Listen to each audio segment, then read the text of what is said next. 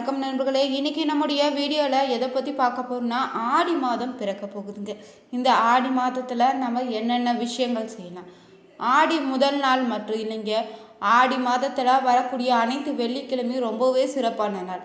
ஆடி மாதம் தான் அம்மன் வழிபாட்டுக்கு உரிய நாளாக இருக்குது. இந்த நாளை நீங்கள் எப்படி வழிபாடலாம், உங்கள் வீட்டு பூஜை அறையில் பின்பற்ற வேண்டிய சில குறிப்புகளை நம்ம தெரிஞ்சுக்கலாங்க. இந்த வீடியோ உங்களுக்கு பயனுள்ள தகவலாக இருக்கும், அதனால் நீங்கள் கடைசி வரைக்குமே ஸ்கிப் பண்ணாமல் பாருங்கள். நீங்கள் முதல் முறையாக நம்ம வீடியோவை பார்க்குறீங்களாக இருந்தீங்கன்னா சேனலுடைய பெல் பட்டனை கிளிக் பண்ணி சேனலை சப்ஸ்கிரைப் பண்ணிக்கோங்க. லைக் பண்ணுங்கள், ஷேர் பண்ணுங்கள், கமெண்ட் பண்ணுங்கள். மேலும் உங்களுக்கு ஜோதிட ரீதியான சந்தேகம் இருந்துச்சுன்னா ஜோதிடத்தில் ஒரு தெளிவான பதிவையும் பரிகாரத்தையும் பெற்றுக்கொள்ள வீடியோவில் டிஸ்கிரிப்ஷனில் கொடுத்துருக்க நம்பருக்கு நீங்கள் மறக்காமல் கால் பண்ணி தெரிஞ்சுக்கோங்க. வாங்க நண்பர்களே, வீடியோக்குள்ளே போகலாம். ஆடி மாதம் முழுவதுமே பார்த்தீங்கன்னா அம்மனை வழிபட்டு வேண்டிய வரைகளை நம்ம பெற்றுக்குரிய ஒரு சிறப்பான மாதமாக இருக்குது. ஆடி மாதத்தில் வரக்கூடிய சில குறிப்பிட்ட நாட்களில் அம்மனை வழிபடுவதால் மிக அதிகமான பலன்களை நம்ம பெறலாம்.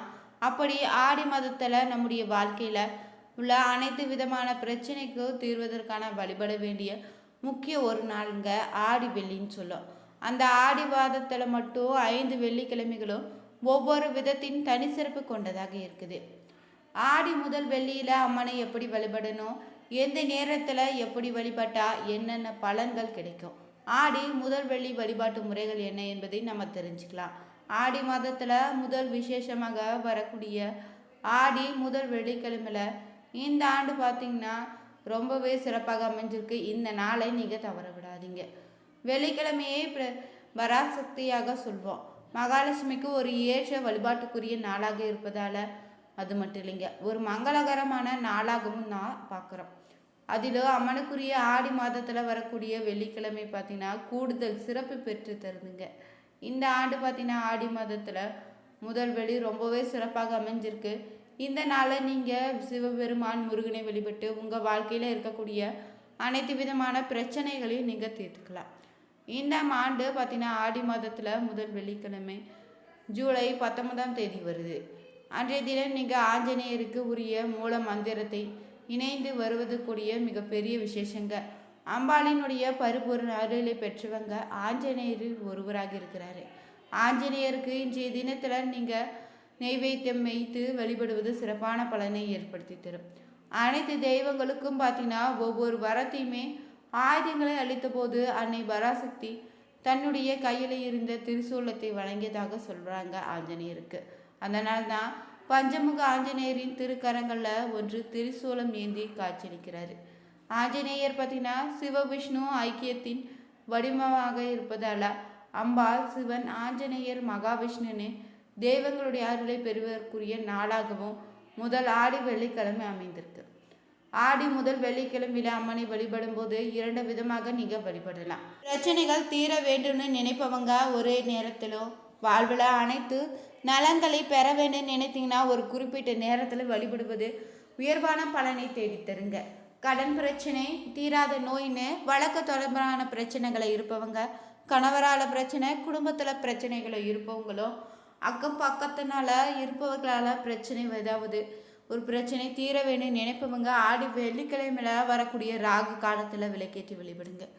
வரவு வருவதில் செல்வம் தங்குவதில்னு மகிழ்ச்சியான நிம்மதியான வாழ்க்கை அமைய வேண்டும் நினைத்தீங்கன்னா வீட்டில் மகாலட்சுமியினுடைய கடாச்சமும் நிறைந்திருக்க நீங்கள் ஆசைப்பட்டீங்கன்னா ஆடி மாதத்தில் வெள்ளிக்கிழமையில் வரக்கூடிய சுக்கிர ஓரையில் நீங்கள் விளக்கேற்றி வழிபடலாம்.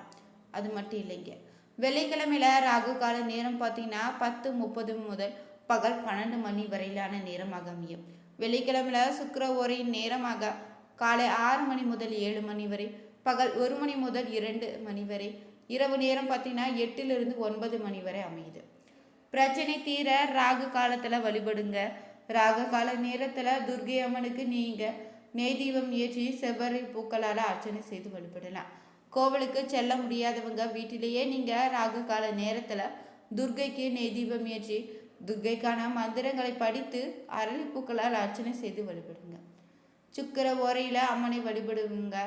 மகாலட்சுமிக்கு சுக்கிர ஓரை நேரத்தில் நீங்கள் பால், கற்கண்டு இல்லைன்னா கற்கண்டு சாதம் படைத்து கூட தாமரை மலர்களை அர்ச்சனை செய்து வழிபடுங்க.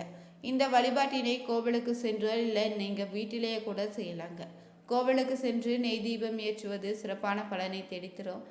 எந்த வேண்டுதலை இல்லை என்னாலும் கூட அனைத்து நலன்களையும் கிடைக்கவும் அம்பாளினுடைய அருளை பெறவும் இந்த ஆடி வெள்ளியில் நீங்கள் இப்படி வழிபட்டால் ரொம்பவே சிறப்புங்க. மாதம் பார்த்தீங்கன்னா தமிழ் மாதத்தில் 4வது மாதமாக அமையுது.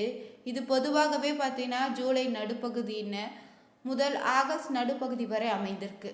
ஆடி மாதம் முழுவதுமே தெய்வீக ஆற்றல் அதிகமாக இருக்கக்கூடிய மாதமாக இருக்குது. ஆடி மாதத்தில் வரக்கூடிய ஒவ்வொரு வெள்ளிக்கிழமையும் பார்த்தீங்கன்னா ரொம்பவே விசேஷங்க. ஆடி பிறப்பு நாளில் செய்யக்கூடிய முக்கிய வழிபாடுகளை ஒன்று தாங்க தேங்காய் சுடுவது. இதில் இனிப்பு கலந்த தேங்காயை தீயில சுட்டு பின்னர் கடவுளுக்கு படைத்து பிரசாதமாக உண்பீங்க. இது குடும்பத்திற்கு நல்ல அதிர்ஷ்டத்தையுமே செழிப்பை தருவதாக சொல்லப்படுதுங்க. மாதத்தில் நீங்கள் அனைத்து நாட்களும் சிறப்புக்குரியதாகவும் வழிபாட்டுக்கு உரியதாகவும் இருக்கக்கூடிய மாதம் தான் இந்த ஆடி மாதம்.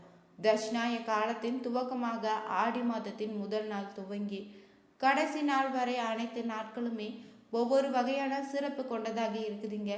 இந்த மாதத்தில் நம்பிக்கை வழிபாடு, குலதெய்வ வழிபாடு சிறப்பான பலனை ஏற்படுத்தி தரும்.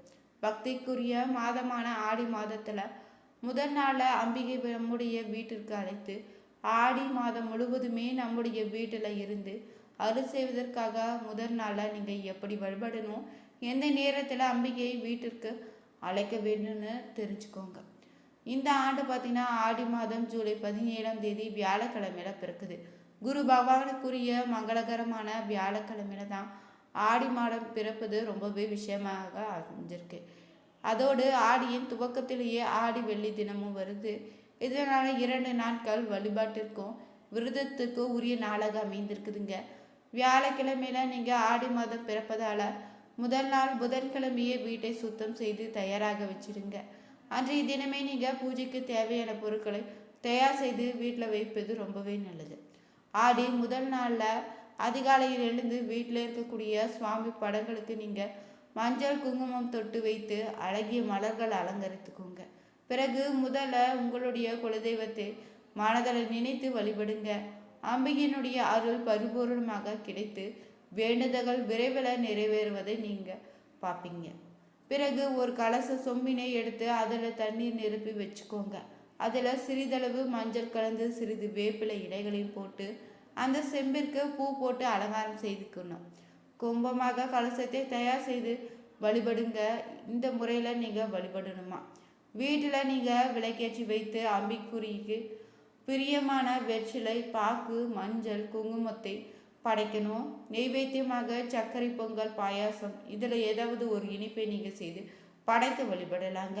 பிறகு உங்களுக்கு தெரிந்த ஏதாவது அம்பிகையின் மந்திர ஸ்லோகத்தை நீங்கள் சொல்லலாம். எதுவும் தெரியாதவங்க அபிராமி அந்தாதி கூட படித்திடுங்க. ஆடி மாதம் முழுவதுமே உங்கள் வீட்டில் எழுந்தருளி நீங்கள் செய்யக்கூடிய இந்த எளிமையான பூஜையை ஏற்றுக்கொண்டு அருள் செய்வா. நாங்கள் தெரியாமல் ஏதாவது சிறிய தவறு செய்தாலுமே அதை மன்னித்து அருள் செய்ய வேண்டும்னு நீங்கள் மனதார வேண்டும். பாட்டுக்குரிய நேரமாக பார்த்தீங்கன்னா காலை 5 மணி முதல் 6 மணி வரைங்க, இரவு 8 மணி முதல் 10:30 மணி வரை அமைஞ்சிருக்கு. இலை போட்டு படைக்கக்கூடிய நல்ல நேரமாக பார்த்தீங்கன்னா பகல் 12 மணி முதல் 1:20 வரை. மாலையில் வழிபாடு செய்யக்கூடிய நேரம் பார்த்தீங்கன்னா 7 மணிக்கு பிறகு நீங்கள் வழிபடலாங்க.